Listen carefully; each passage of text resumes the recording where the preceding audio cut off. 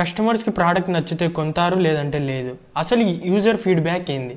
Piyush Bansal lens card launch చేసినప్పుడు స్పెక్సా ఆన్లైన్లో అమ్ముతావా, అసలు ఎవరు నమ్మరు కొనరు అన్నారు. యూజర్స్ కూడా ఫీడ్బ్యాక్ ఇచ్చారు, మా ఐ పవర్ తెలియకుండా ఇంకా ఫ్రేమ్స్ ట్రై చేయకుండా ఎలా కొనాలి అని. ఈ ఫీడ్బ్యాక్ని తను ఇగ్నోర్ చేయలేదు.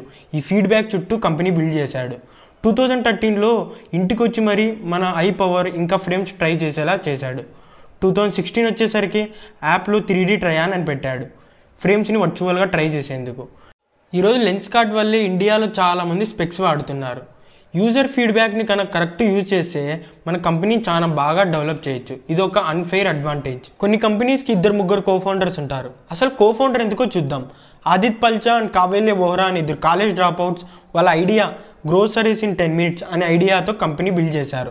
ఒకరు టెక్, ఇంకొకరు ఆపరేషన్ చూసుకునేవాళ్ళు. ఇద్దరు నమ్మి కలిసి బిల్డ్ చేశారు.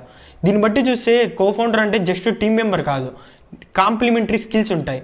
అంటే సింపుల్గా చెప్పాలంటే కోఫౌండర్ అనేతో నీకు మిర్రర్ ఇమేజ్, సేమ్ నీలాగే ఉంటుంది ఐడియాలజీ, కాకపోతే స్కిల్స్ వేరే ఉంటాయి.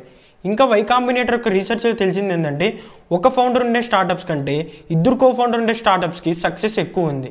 అసలు ఈక్విటీ అంటే ఏంది? 2007లో సుజిత్ కుమార్ అనే అతను ఫ్లిప్కార్ట్లో జాయిన్ అయ్యాడు. కోఫౌండర్గా కాదు, ఎర్లీ టీమ్ మెంబర్గా. అది అప్పుడు చిన్న స్టార్టప్ కాబట్టి వాళ్ళ శాలరీ కంటే ఈక్విటీ ఆఫర్ చేశారు, అంటే కంపెనీలో కొద్ది భాగం ఇచ్చారు. అతను అప్పుడు 16 గంటలు కష్టపడి మరీ ఫ్లిప్కార్ట్కి సప్లై చైన్ బిల్డ్ చేశాడు. 2018 వచ్చేసరికి వాల్మార్ట్ ఫ్లిప్కార్ట్ని కొన్నప్పుడు అతను కొన్ని కోట్ల రూపాయలు వచ్చాయి. దీన్ని బట్టి కంపెనీ గ్రో అయ్యేది ఎవరి వల్ల? దాన్ని తయారు చేసే బిల్డర్స్ వల్ల. ఈక్విటీ అనేది ఆ బిల్డర్స్ని ఓనర్స్గా మారుస్తుంది. అంటే కంపెనీ నాది అని ఫీల్ అయ్యి మరీ పనిచేస్తారు. దీన్నే స్కిన్ ఇన్ ద గేమ్ అంటారు. అది ఏ స్టార్టప్ చూసినా ఫండ్ రైజ్ చేస్తున్నాయి. అసలు బూట్ స్ట్రాప్డ్ స్టార్టప్సే కరువు అయిపోయాయి. అసలు బూట్ స్ట్రాప్డ్ స్టార్టప్ అంటే ఏంది? నితిన్ మరియు ఇంకా నిఖిల్ కామత్ అనే 2 అన్నదమ్ములు కలిసి బెంగళూరులో ఒక చిన్న రూమ్లో స్టాక్ బ్రోకరేజ్ కంపెనీ స్టార్ట్ చేశారు. అందరిలాగా వీళ్ళు వీసీస్ చుట్టూ ఫండింగ్ కోసం తిరగకుండా వీళ్ళకి వచ్చిన ప్రాఫిట్స్ని కంపెనీలో రీఇన్వెస్ట్ చేస్తూ గ్రో చేశారు. అదే Zerodha, India's one of the top stock brokerage company. దీన్ని బట్టి బూట్ స్ట్రాప్డ్ కంపెనీ అంటే అవుట్ సైడ్ ఇన్వెస్ట్మెంట్ లేకుండా మన డబ్బులతో కంపెనీని బిల్డ్ చేయడమే. 100% ఓనర్షిప్, ఇంకా ఏదైనా డెసిషన్ తీసుకోవాలన్నా ఫ్రీడమ్ ఉంటుంది. అసలు ఏంజెల్ ఇన్వెస్టర్ అంటే ఎవరు? 2010లో భవేష్ అగర్వాల్ ఇట్లా ఫోన్లో క్యాబ్ బుక్ చేసుకోవచ్చు అనే ఐడియాతో వస్తే ఇట్లాంటి ఐడియాస్ ఇండియాలో వర్కౌట్ కావని చాలామంది అంటారు.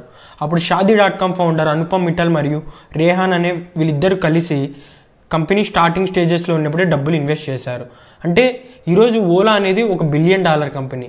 దీన్ని బట్టి కంపెనీ స్టార్టింగ్ స్టేజెస్లో ఉన్నప్పుడు నమ్మి ఇన్వెస్ట్ చేసే వాళ్ళని ఏంజెల్ ఇన్వెస్టర్స్ అంటాము.